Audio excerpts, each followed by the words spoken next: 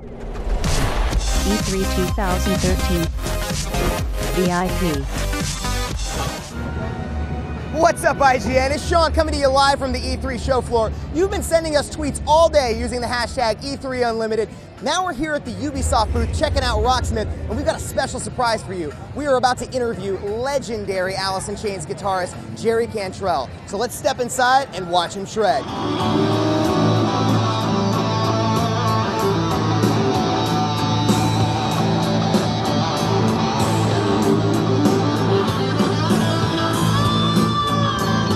We're here with legendary guitarist of Alice in Chains, Jerry Cantrell. We got a few questions from Twitter for Jerry, starting with one from Mike Ding Dong on Twitter. What is your favorite song to perform live, Jerry?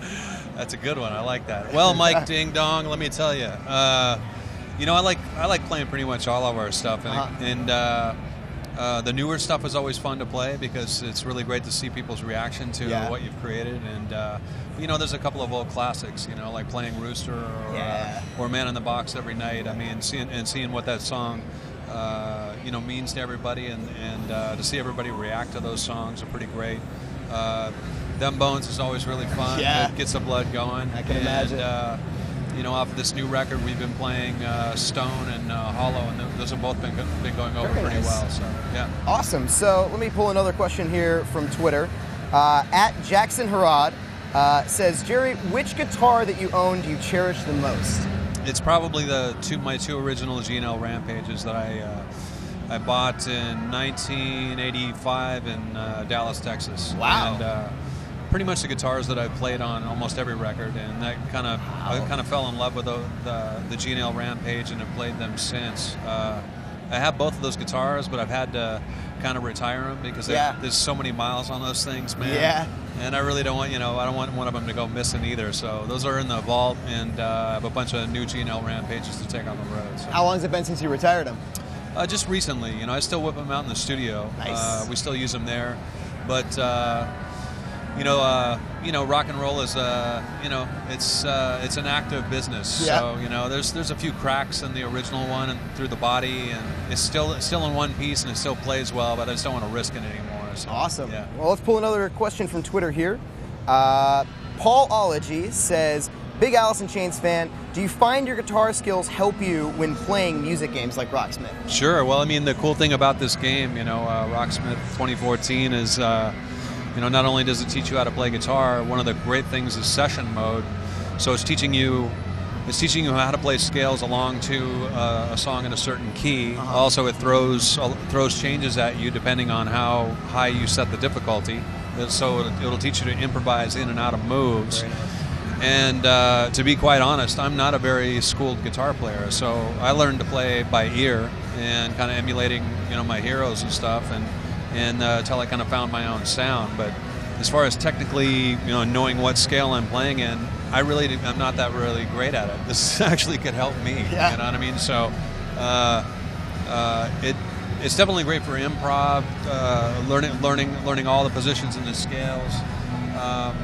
And most importantly, the cool thing about this is, like with other generations of music games, like Guitar Hero or Rock Band or whatever, I mean, it's really great that it exposes kids to maybe music that they normally wouldn't be exposed to. Absolutely. A really wide, diverse range of music and artists. Yeah. And it's fun. It was a game, but pushing buttons and a paddle has nothing to do with playing guitar. And that was always my kind of like, man, somebody's got to come up with something that actually gets a real guitar in kids' hands and teaches them how to play it while they're having fun and playing kind of in a game mode. So that's what's so great about this. Now, so what we're talking about that within Rocksmith, obviously you can play other bands other than Alice in Chains. Yeah. What is your favorite band or song to play in Rocksmith? Well, it will be mine once they get it in there.